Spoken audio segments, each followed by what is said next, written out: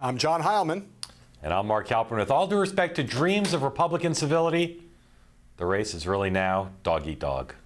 I don't think he could run for dog catcher in this state and win again. He couldn't get elected dog catcher in Florida. Couldn't run for dog catcher. Dog catcher. Dog catcher right now. Honestly, I don't think he could be right now elected a dog catcher. Dog catcher. He couldn't be elected dog catcher. I think we already heard that, Mr. Trump. Some are suggesting that this is dog whistle politics.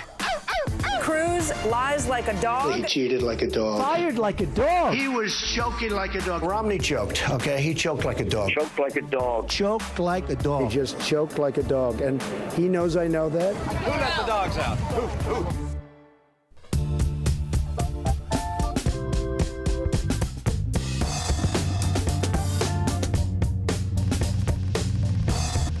Hello on this semi Super Tuesday, Election Day. Republicans and Democrats are both holding primaries in Michigan and in Mississippi. There are also GOP contests in Idaho and Hawaii today.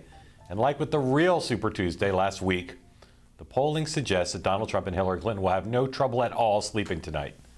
But that's only if, in a cycle of surprises, there are no surprises tonight.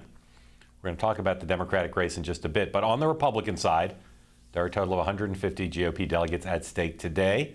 They are all in states that are voting proportionally, no winner take all. So don't expect any big changes to the current delegate standings at the end of the evening. More important still is the momentum that Donald Trump might recapture with some big wins tonight. There's a close primary in Mississippi. If Trump won that, he'd complete his near domination of the southern states and be able to counter the narrative that his base support is somehow fading. The closed primary in Idaho could expand Trump's support into rural western territory, which would seem to be crucial to Ted Cruz's delegate collection efforts. And Michigan, if Trump wins it big, could be a bellwether Midwestern Rust Belt state. It's got an open primary with large suburban populations and has had a lot of recent economic troubles. If Trump won there, it could foreshadow his standing in future contests in states like Ohio, Pennsylvania, West Virginia, Illinois, Indiana, and Wisconsin. The only state that has a closed primary on that list is Pennsylvania, so they're a lot like Michigan in their demographics and history and the voting rules. So, John, up there in Detroit, what is the best case scenario for Trump tonight, and what's the worst case scenario for Trump tonight? Well, as you know, Mark, there's if you look at the public polling, some of which is probably reliable, some of which is not, it's not without possibility that Donald Trump could win big in Michigan, Mississippi, and Idaho. You just laid out the scenario for him. He ends up gaining some net delegates and extending his delegate lead, but also ends up with a big sense of recaptured momentum. It seems to me that the other possibility is also true, though, that one or more of those states he could either lose or finish only a hair ahead of a particular rival, whether it's Kasich up here in Michigan or whether it's Ted Cruz in Mississippi, and maybe even lose Idaho. Suddenly you'd have a continuation of the storyline from the weekend, which is that Trump is faltering. So people are going to watch both the margins by which he wins, if he wins, and also what percentage of the vote he gains in those places. They're going to watch them all carefully because everyone's kind of looking to see if the theories they have right now about Trump's slowing is real. No doubt there's blood in the water. People are looking for weaknesses on Trump's part. If he's got weakness tonight, it will obviously hurt him. You know, there's this weird thing where the first wave of exit polls come out. And if Trump is ahead in those big, but then the race narrows, even if it narrows to a still decent margin, people will see that psychologically within the media as a loss for Trump. So he needs everything to go right tonight. He needs big leads in the exit polls and then finish with big leads. If he wins them all and he accumulates delegates, I think he'll be just fine. But best for him would be to have wins tonight that match the margins in the public polling. Then he can go into Super Tuesday next week with a big head of steam. Right, the next Super Tuesday, another Super Tuesday for us. Look, I mean, up here in Michigan, I have to say there's a lot of discussion about John Kasich and John Kasich's momentum. It's reminiscent of the conversations that we heard in New Hampshire when Kasich made a late move in New Hampshire and ended up in second place. There's a lot of talk about Kasich finishing second here, about Rubio collapsing here, and the possibility, slim possibility, that Kasich could conceivably even finish first here. If that happened, it would be a big deal. Yep. Big for Kasich, big for Trump, big for Rubio, big for Cruz. Yes. All right. Yes, a new national Washington Post ABC News poll says Donald Trump is still leading the field with 34%, although that's down 3 points from the lead he had in January, or his number in January. Ted Cruz second at 25% nationally in that poll. That's up 4 points, followed by Rubio at 18 and John Kasich at 13. They're up 7 and 11 points respectively. But the poll is not all good news for Trump. In a two-man race nationally, Cruz leads Trump by a whopping 54 to 41%. Marco Rubio beats Trump head-to-head more narrowly, 51 to 45. And the story gets more dire for the Donald when both Republicans and Democrats were asked to weigh in on a list of traits in Donald Trump. Honest and trustworthy, 69% of adults in this survey said no regarding Trump. Understands the problems of people like you. 72% of adults in both parties said no. Has the experience to be president? 73% of adults said no. Has the personality and temperament to be president? 72% of American adults said no. John, in these numbers, what stands out?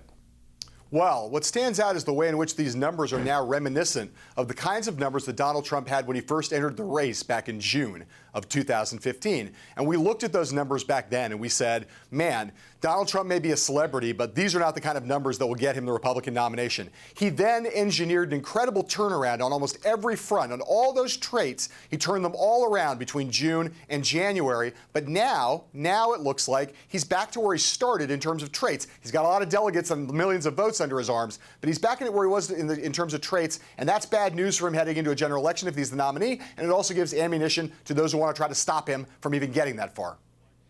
Yeah, look, you can win the nomination ugly, or you can win it pretty, and right. Trump is on the path to be the nominee, but he's on the path to be the nominee without having done some of the work he might be getting done now to expand his appeal to people outside the base of his support, both within the Republican Party and the general election electorate.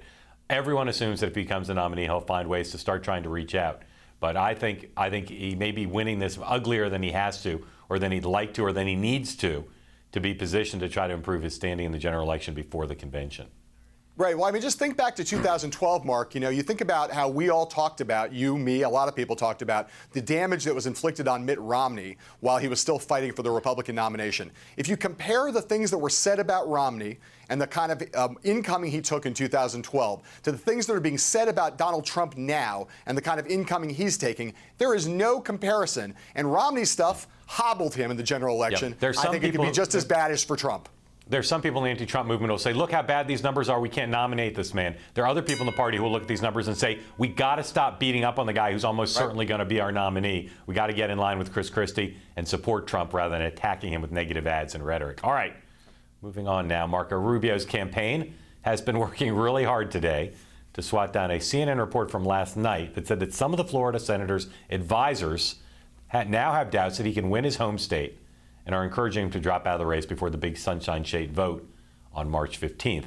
Here is Rubio's communications director, Alex Conant, disputing that report on MSNBC and talking up his boss's chances in Florida. We're confident we're going to win there, and when we do, it's going to be a new day on the campaign trail. We're going to have a lot more delegates, a lot more money, a lot more momentum, and a map that is very favorable for us moving forward. The Rubio campaign blasted Ted Cruz's team for spreading that CNN report on social media in Hawaii, which is holding its caucuses today. As for the Cruz camp, they said in a statement that they did not tell their volunteers in the Aloha State to post the story, and they asked them to take the post down immediately when they found out it was up. John, at the center of this controversy is whether Rubio might, for some reason, drop out of the presidential race before Florida next week. If he did, people wonder what effect that would have on the nomination fight. So, if Rubio does get out between now and Tuesday, as Team Cruz and some others would like, would that be a good thing for the Stop Trump movement or a bad thing? Well, I think it would be a bad thing for the Stop Trump movement to the extent that the Stop Trump movement is now a let's try to get to a contested convention movement. And right now, at least, although Rubio is weaker in Florida than that movement would like, Rubio is the likeliest person to beat Donald Trump in Florida today. And so I think him dropping out would be bad for the movement on the whole. The only person for whom it would be good is Ted Cruz. Regardless of what happens tonight, I think it's the case that Trump losing Florida would be a huge blow to him, based on the fact that the public polls have been so big, the fact that he talks about it now basically as his second home state.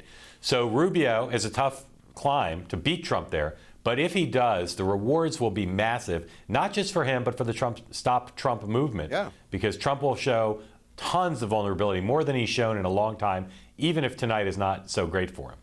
Right, and again, I'll say, and I think you agree with me, I guess I'll ask you, I mean, again, Rubio's not that strong in Florida. Trump is probably still favored in Florida, but isn't Rubio the most likely person to beat him in Florida? He's more likely today than Ted Cruz to beat Trump in Florida, and certainly he's more likely than John Kasich to beat Trump in Florida. So it seems to me that him staying in is pretty important.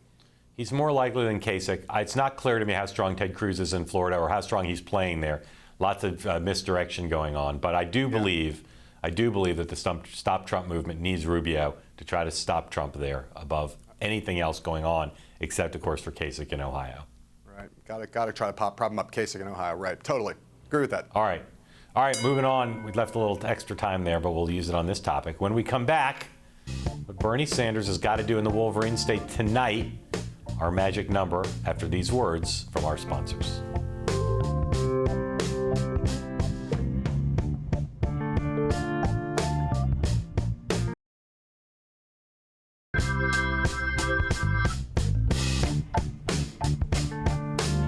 Wall Street Journal NBC News national poll of the Democratic race shows Hillary Clinton's lead over Bernie Sanders has narrowed to just 9 points. She's up 53 to 44. That's down from a 24-point spread in January.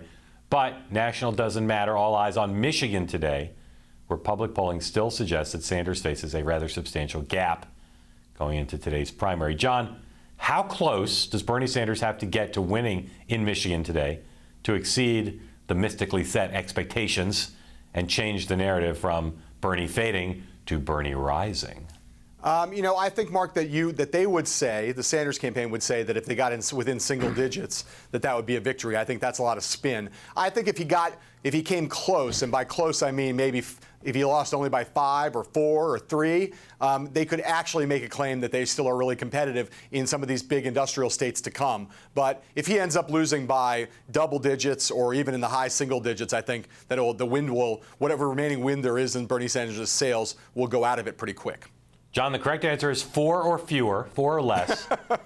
4, not 3, not 5, but 4 or less. And then it only buys him time till next week. He's still going to have to beat her in a big state. Sure. And the question is, can he go to, for instance, to Ohio, which is not winner take all for the Democrats. They don't do winner take all. Can he go to Ohio and beat her someplace? But 4 or less, I think, would be considered a comeback. It would be a little bit of a gee whiz thing. And he has to hope that the Republican story isn't so massive that it shuts him out. Because the reality is 4 points, but say Kasich winning Michigan or Kasich coming close in Michigan, Bernie would be overshadowed and 4 wouldn't be enough. So he needs 4 or less, and he needs the Republican story to not be just a big dominant story. I like your level of precision and your definitive answer there. This is what I do. This is what I do. When you're that precise and that definitive, I'm always in awe. Look, I will say that if you think about this state, it is as prime a Sanders territory as could be in terms of the economic conditions here and what's happened in the state, in terms of his arguments on globalization, on the Wall Street, the oligarchy, the billionaire class, all that stuff. The states that he's looking at next Tuesday, none of them are as favorable. Florida, he's not going to win that state. Illinois, Hillary Clinton was born there. Missouri, maybe. Ohio, a better economy than in Michigan. So he's got to do really well here, or he is just going to get decimated next Tuesday. Yep. All right. Bernie Sanders leaves the Motor City in his rearview mirror, but some of the Michigan news coverage, they went national, may well follow him to Florida and the other states voting next week, and where there's a Democratic debate tomorrow. It's more than just the way he struggled to clarify his position on the auto industry bailout money, which Clinton cleverly mischaracterized on the debate stage. There was also that thing Sanders said about not knowing, quote, what it's like to be living in a ghetto, which the mothers of Trayvon Martin and Jordan Davis criticized as racially offensive in statements released by Hillary Clinton's campaign. There was also the way Sanders interrupted Clinton several times during the debate after she interrupted him, often, which her aides successfully convinced the press was disrespectful. So, John, you can tell from the way I'm setting this up that I think Bernie Sanders got a bum rap to some extent. But my question is, are these flaps things that were actual mistakes in any way by Sanders, or is the Clinton campaign just effectively and aggressively spinning them that way because Sanders is now seen as weak and fading, and when you're weak and fading, more stuff sticks to you? Well, I'm largely with you, Mark, in that I think that that these are things that are, in many cases, are things that Sanders is being held to a very high standard on and is being prosecuted aggressively by the Clinton campaign. Some of these things, if he were a winner and the scrutiny was very intense on him, he would probably gotten dinged for some of those things also. But look, the Clinton campaign is very good at bringing the case to someone when they're on their back. You know, they're very good at faux outrage. They're very good at faux outrage. They are. They're great at faux outrage. The more faux, the better. They're very good at it, and they've done it very well. And I think there's no question that part of this is, the Haley barbarism of that, good gets better and bad gets worse. And for Bernie Sanders right now, he's in a bad gets worse spiral. Just wait to a general election if Hillary Clinton's the nominee at how much faux outrage her campaign shows over whoever the Republicans nominate. Yeah. I think the treatment of Bernie Sanders over the last couple days has been outrageous. The media is just following itself around, lemmings all, treating things that would not get coverage and in some cases should not have gotten coverage, like they're major contretemps, and he's being asked about them. They're dominating it. He's frustrated, and rightfully so. I'm not siding with Bernie Sanders over Hillary Clinton in some cosmic way, but what her campaign has done, totally within the rules, is not the issue. The issue is the media, which has treated him horribly and made it much tougher for him to compete in a fair way in this primary. Well, yeah, he's also really tired, and you can see how tired he is out there. He's making some mistakes, just not he's not as precise. He's not as precise as he would like to be in some of his language. No question. He's not blameless here, but man. All right, coming up, a different kind of Trump University, a quick course on how Donald J. Trump has been molding his brand in the latest news cycles after this.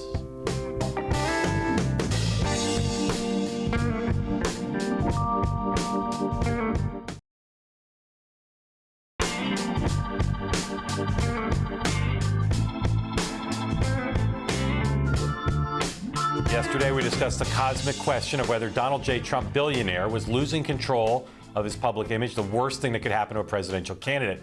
Well, over the last 24 hours, Trump has been trying to brandish and burnish the Trump brand. He appeared on Hannity last night on Fox and 4 morning shows today, and he released a video on social media.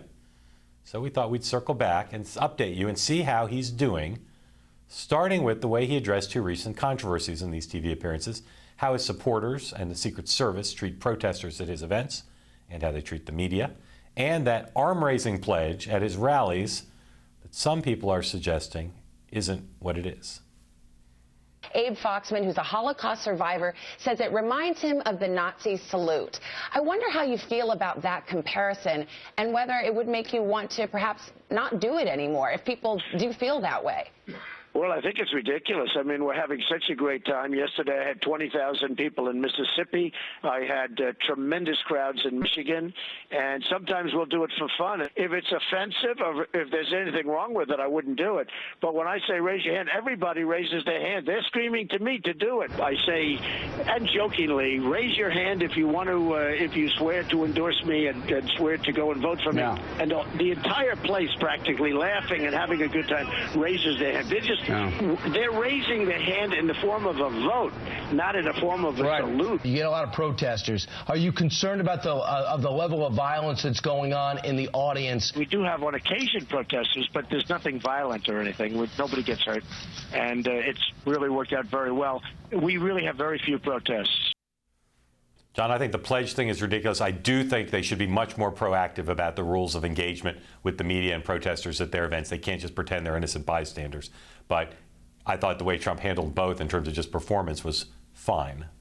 Yeah, I thought he was fine. I will say, I think we probably don't disagree about this. I mean, I was in a South Carolina African-American church at the Hillary Clinton event where they did exactly the same thing. But in that case, context is everything, right? And in the Trump cases, the rallies are out of control, and there is a lot of incitement, and there is a lot of kind of dangerous, kind of ugly stuff going on at those rallies. So I'm not that worried about whether they put up their hand or not, but I am worried about the tenor and tone of those events and whether they are expressing a kind of ugliness that could get a little bit dangerous. Yeah, I don't think either of these things are going to hurt Trump now, but it could in a general election. So his performance today was fine for the short term. All right, in the face of unprecedented resistance from the Republican establishment, Trump has also been pushing in his appearances a message about what his candidacy and its success so far could mean for the Republican Party. One of the biggest stories in all of politics, worldwide, in all of politics in this country for decades, is what's happened with the Republican Party. You know that people coming out to vote are up 50, 60, 70%. It's a massive. In a couple of states, it was over 100%. Yeah. I will take full credit for that, by the way. The funny thing is, if they're successful, and if I don't win, all these people are going away, Joe. These millions and millions of people, they're not going to vote for Rubio. The bottom line is they couldn't beat Obama. The establishment has tried. Romney is a disaster, one of the worst campaigns ever run. Couldn't beat Obama twice. Now I think people are tired of it, and they want to go with Trump. John, what do you think of how he's handling this issue? I think he's on very strong ground here in a way. I mean, the argument that he's making in an anti-establishment year, in a year when populism is running rampant in the party, the way in which he's framing this issue, I think, is compelling. I don't think it solves a lot of the other problems he has with his public image, but on this front, I think he's doing it quite well and effectively. I agree. I think that these are issues where people overstate the extent to which Trump will clearly mean doom for keeping the party unified. I think if he is able to do well in the next couple weeks, wrap this up, I think he'll reach out in a pretty effective way and say to the party, you want to win, I'm your only horse. You're going to have to ride me in a way that allows us to maximize the chances of victory. I agree. All right, finally, amid continuing reports and attack ads about the lawsuit over his Trump University business seminars, Donald Trump released this video on the Facebook.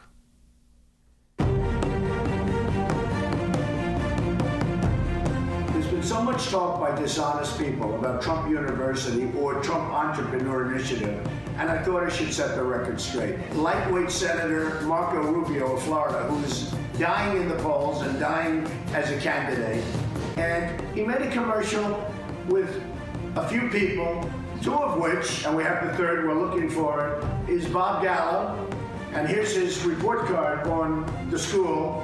And he talks about excellent, what grades you give, quality of presentation, quality of everything. Excellent, excellent, excellent, excellent. So Trump University is certainly something the anti-Trump movement is pushing. How do you think that video addresses it? Not very well, I don't think. I think the video looked amateurish. I think he's on very, very weak ground. I think Trump University seems to most people like a scam, and a failed scam at that. I think this entire line of argument against Trump and his business failures, the things he's done wrong as a businessman, the fakery, the phoniness, I think it's actually starting to stick, and he's not doing a great job at rebutting it. The thing that I think we're headed towards is not just with Trump University, but with the military vets who are in that attack ad and some of the other quote-unquote real people who are challenging Trump, is Trump needing to address them specifically, their specific cases, their specific stories, how his actions specifically impacted them. I think we're headed towards that, and that's going to be a real testing, which this video, of course, did not address. Yeah, and I think he's going to have to he's also going to have to move into a better and more flattering format than that video. Yeah. All right, when we come back, Florida man, specifically Al Cardenas. If you're watching us in Washington, D.C., you can now listen to us in Washington, D.C. on the radio on Bloomberg 99.1 FM. We'll be right back.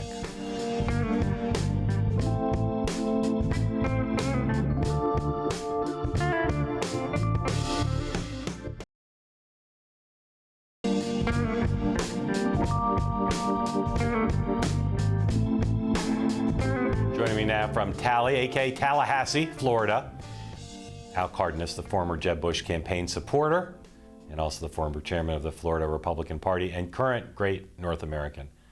Al, your candidate's out of the race. You've known Marco Rubio for a long time.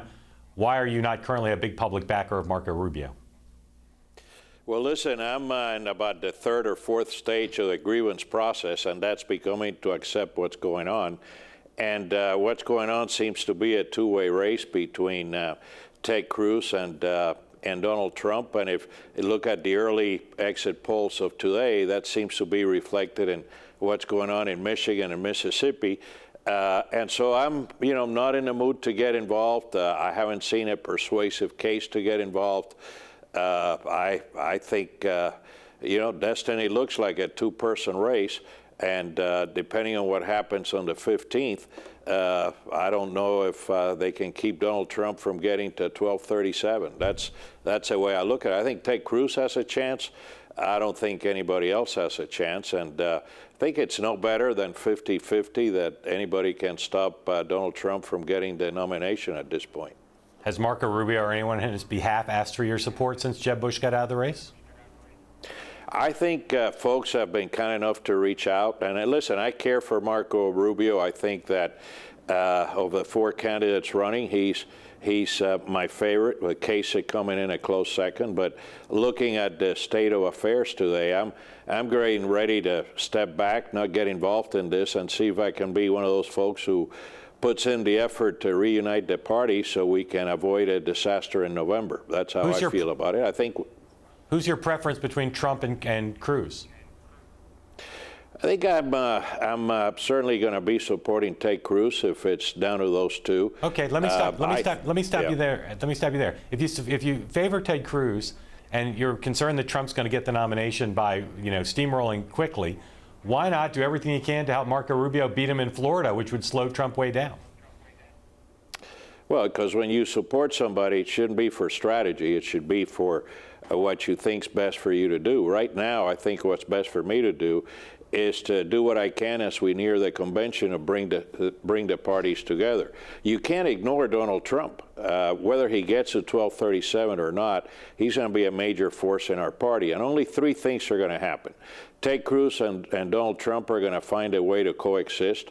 Donald Trump is going to be so close to the finish line that he can opt to have either Kasich or Rubio on his ticket or pick someone else, or Ted Cruz can do the same. So I think at this point in time, our best bet is to see how we can help be the best ticket it can be to defeat Hillary Clinton rather than start taking sides in this primary. All of the candidates have all the supporters they need. What I need to do is to figure out how I can put in my 2 cents and make sure a ticket leaves out of Cleveland that can compete with Hillary Clinton. Marco Rubio says he's going to win the Florida primary. Is he? Well, I hope he does, for all the reasons we've talked about, but he seems to be in single digits in Michigan and Mississippi today. That's not a good momentum builder, so he needs to have a heck of a debate on Thursday to be able to accomplish it. I'm still confused, Al. I'm going to go back to the question. I know you said you didn't think you should vote for strategic purposes, but Marco Rubio is not some stranger. You know him well. He needs all the help he can get to try to win this primary and keep his candidacy alive. Why wouldn't you and your friend Jeb Bush do everything you could publicly and privately to help him? Well, we're where we are for all the reasons I've told you. I believe that you get involved in supporting a second candidate if you think you can ride that wave all the way to Cleveland.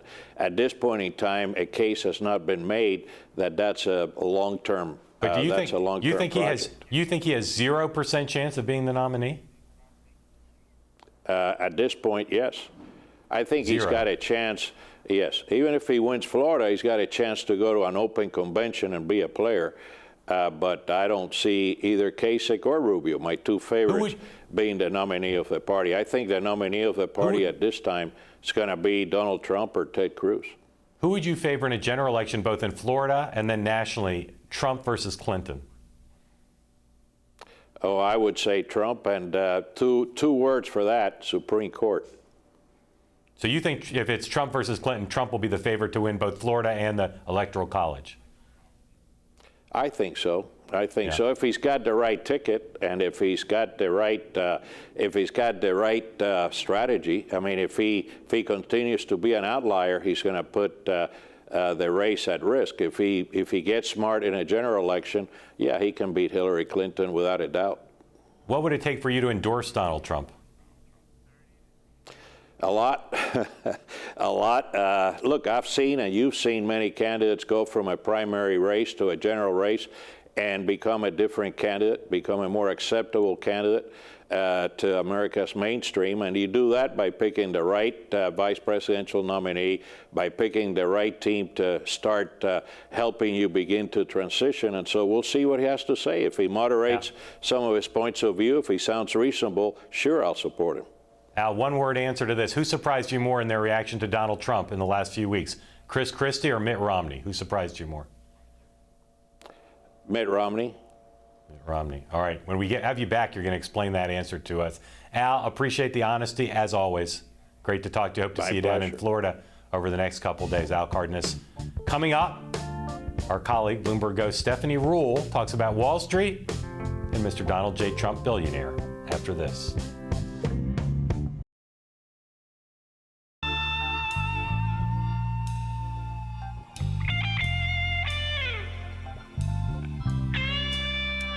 Here now, our colleague and friend, Stephanie Ruhle, on the Bloomberg Politics, with all due respect, set in New York City while I sit here in Detroit. Stephanie, thank you for coming on. The story of the last couple weeks has been the Stop Trump movement. You talk to a lot of people on Wall Street who are big Republican donors. What are you hearing among the people you talk to about what they think about that movement and whether they plan to join it? The movement is definitely there. And, you know, you've got people like Paul Singer, Joe Ricketts, Meg Whitman, who are on that conference call that we read about last week, pushing this campaign against Trump. In Florida alone, over $10 million has been spent in anti-Trump commercials, more being spent in Illinois. But remember, there are PACs, there's nonprofits out there who you don't know who's donating. And Wall Street guys, if anything, are savvy. And given the power and momentum of Trump, they don't want to go out there and publicly stop Trump. So who's giving, besides some of the big names I've mentioned, like Paul Singer, who's backing Rubio in a very big way and who has said he will spend and do whatever it takes. There's a lot of people who are far more under the radar screen. Do you want to go out there and be public against Donald Trump? We've seen other candidates know that pain. We've seen Mitt Romney get bullied and pushed by Donald Trump. And Wall Street guys, big money backers, they don't want that fame. Right, why not, Stephanie? Why are like a lot of the people you talk to, I know, think that Donald Trump would be a disaster for the American economy, think that he'd potentially be a disaster for their businesses, don't like his tax policies. Why is it that they are as rich as they are, as powerful as they are? Why are they afraid to stand up against Donald Trump? Because I think less and less of them are saying he would be a disaster for the economy and for American business. They think it more in terms of foreign policy. The Wall Street Journal just said he could rock the status quo in terms of foreign policy. In terms of economics and business, they don't necessarily think that. And they've also been burned on the money front. Think about all the Wall Street money that went behind Jeb Bush and poof, evaporated. Chris Christie, same story. Now, you've seen guys like Stan Druckenmiller and Ken Langone still backing John Kasich in a big way, and they're not giving up on him. You know, if he takes Ohio, they still think there's a lot of potential. But in terms of this Trump train, people have been saying all along, please, it's not going to go anywhere. But as it continues, even if it is slowing with these negative ads that are out there, people don't want to go against him. He's a classic bully. And listen, as tough as anybody is, nobody wants to get a bully beatdown if they don't need to. They have spent so much money thus far, they would rather sit on the sidelines and wait. And remember, this is a very tough year in the markets. It's not like, yes, the rich guys are flush with cash, but nobody's making a ton of dough this year. They're not looking to flush more down a toilet, given the uncertainty of the election ahead. Right. What was the reaction, Stephanie, on Wall Street, again, among the kind of movers and shakers and millionaires and billionaires that you consort with? What was the reaction? What was the reaction to Romney's speech last week? Did they applaud it? Did they think it was a waste of time? Did they think Romney was, as Trump calls him, a failed candidate who had no right to be speaking out? What was the reaction to what Romney had to say? They were happy to see him do it. What they didn't want to happen, they don't want to see him back down. And many have been astonished, given Mitt Romney's backing, the massive private equity banking backing he got when he ran. They were very frustrated that when Mitt Romney ran, he couldn't tell his own story. Mitt Romney himself is frustrated that Donald Trump has been able to stand tall on the business front when it's that specifically handicapped Mitt Romney 4 years ago. So they were happy to see Mitt Romney stand up. The question is, will he continue to stand up and fight, or will he simply say, I don't need to do this. I'm not running against him, which is often the case with Trump. He kind of pushes people out of the room. And many Wall Street guys are saying, stay in the room, keep fighting, Mitt. Fight harder than you did for yourself 8 years ago.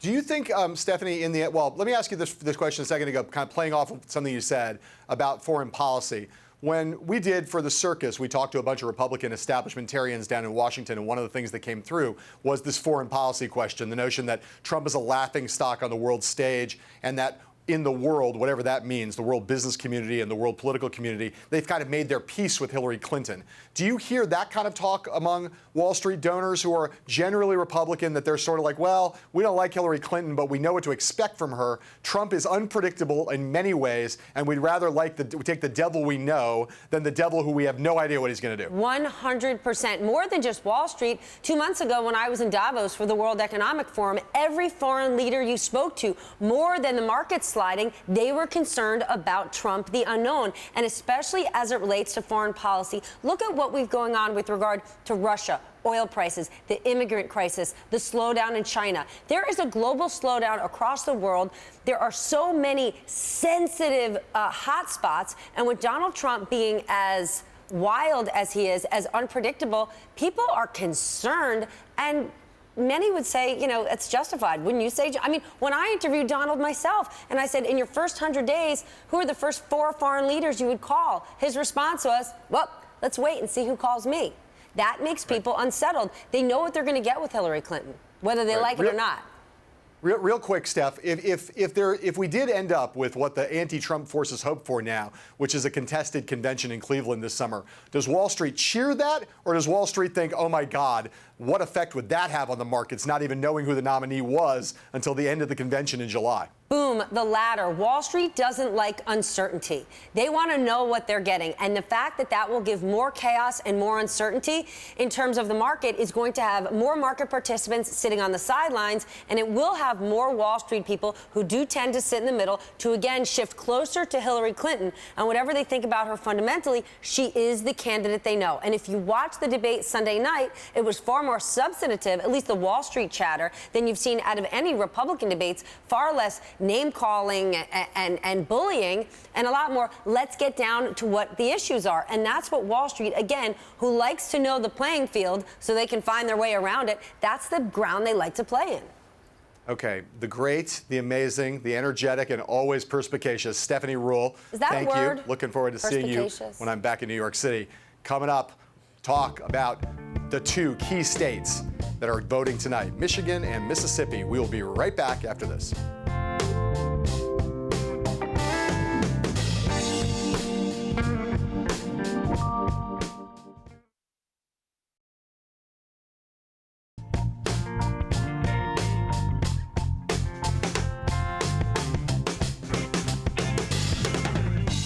Joined now by the chairman of the Republican Party in a state that's voting today that is not Michigan. That is MISSISSIPPI, and the state's chairman, Joe Nosef, who comes to us from the great city of Jackson.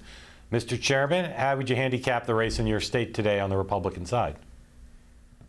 Well, I think that it seems on the ground closer than the poll that came out at the end of last week that indicated Trump had about 41%, followed by the closest second at 17%. I think it's closer than that.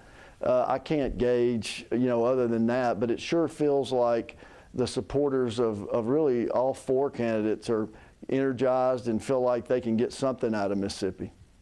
You're very close to Governor Bryan, who did a very last-minute endorsement of Ted Cruz. I'm wondering what you know about the governor's decision-making process to make that last-minute decision in support of somebody who, at least according to the polls, is not the favorite. Yeah, look, the governor does, I know this sounds corny, but he does what he thinks is the right thing to do. And he's been getting calls from really everybody, Mark, this whole time, wanting him to endorse him. And he just hadn't felt right about it. And over the weekend, he thought about it and decided to do it. And obviously, it was later than he even would have preferred, but that's just when he felt right about doing it. Chairman Nosef, you're not just a great political scholar, you're also a great cultural commentator. So just explain this to me. Donald Trump has been strong in your state for months. He spent a lot of time in Mississippi. He's gotten a good reaction in Mississippi. He's led in the polls in Mississippi. What factors explain the strength of Trump in Mississippi? Well, thank you, John, first of all, for recognizing my cultural prowess in commentating. Look, the people who are for Donald Trump and the people who are against him, in my opinion, because I've talked to a lot of them, are both very practical in nature, not ideological. The people who are for him, in fact, I just got a text from one of them, said, how are we going to do anything different if we have the same people going up there? So they believe that it's a change from the status quo, and that's one of the predominant reasons they're for him. That's why they're hard to move if they hear something that might be negative from an issue standpoint or otherwise. Some of the people that are opposed to him are opposed to him for the reason Maybe some of them for the substantive reasons, for example, that Mitt Romney laid out, but some for as practical as basic reasons that they're worried about him winning the general election. I said the other day, a lot of people feel like the conventional wisdom of why Governor Romney lost, that Donald Trump may have those on steroids in terms of Hispanic votes, in terms of being able to relate to people. However, he seems to be able to galvanize a blue-collar, real kind of working voter-type crowd that is the same constituency, for example, that Governor Bryan had when he got 93% of the vote in the Republican primary. So, it's an interesting thing to watch somebody who brags about how great his club is in a certain area, which is fine, be able to at the same time please a stadium or a coliseum full of blue-collar voters who, would never think of going somewhere like that. Right. Hey, I'll just ask you about the changes that have happened in the party there. I mean, it wasn't that long ago that Governor Barber, Haley Barber, was an enormously popular figure in the Republican Party in Mississippi, a two-term governor, super successful, et cetera, et cetera. He couldn't be any different than Donald Trump. I mean, he could not be any different. He's an arch-establishmentarian. Donald Trump isn't any establishmentarian. So I ask you just this question. Has the Mississippi Republican Party changed a lot in the last 10 years or so?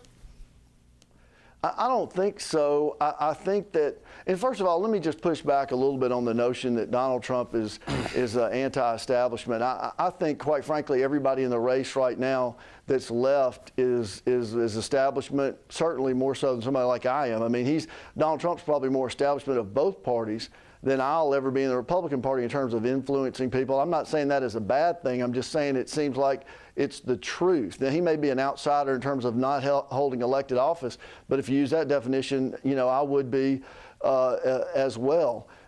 And so, I don't think the party has changed. I think some of the same people that supported Governor Barber are now supporting these various candidates. It just doesn't seem to have lined up exactly like people thought it would. I mean, and that was the same a couple of years ago. We had our Senate primary here.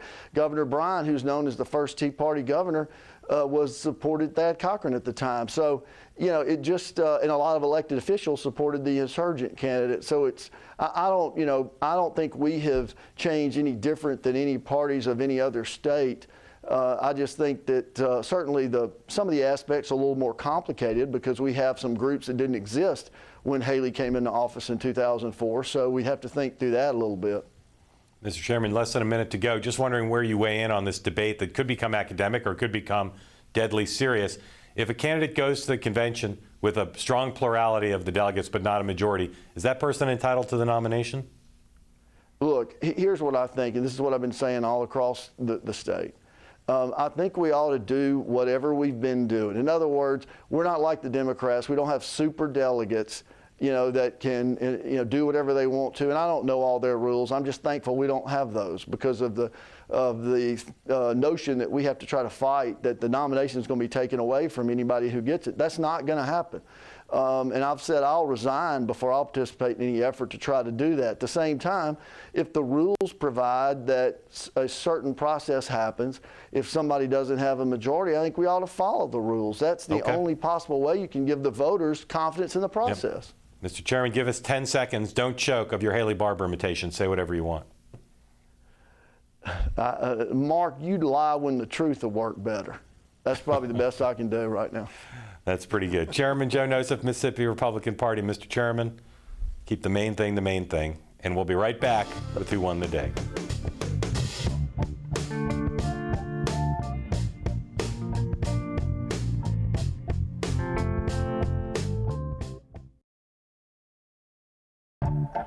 John, on this semi Super Tuesday, who won the day?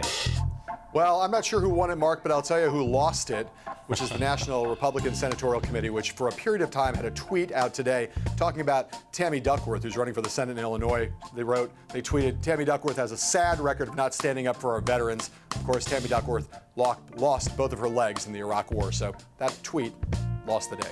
Doubly problematic. I'm not saying he won the day yet, but watch for John Kasich. Has the potential to win the day big, depending on how he does. All right.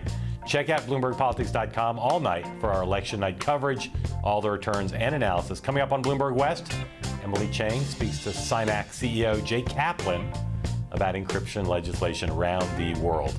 John and I will meet up in Miami tomorrow for the Democratic debate tomorrow night, then the Republicans the next day. We'll see you from the Sunshine State on the next episode of With All Due Respect. Sayonara.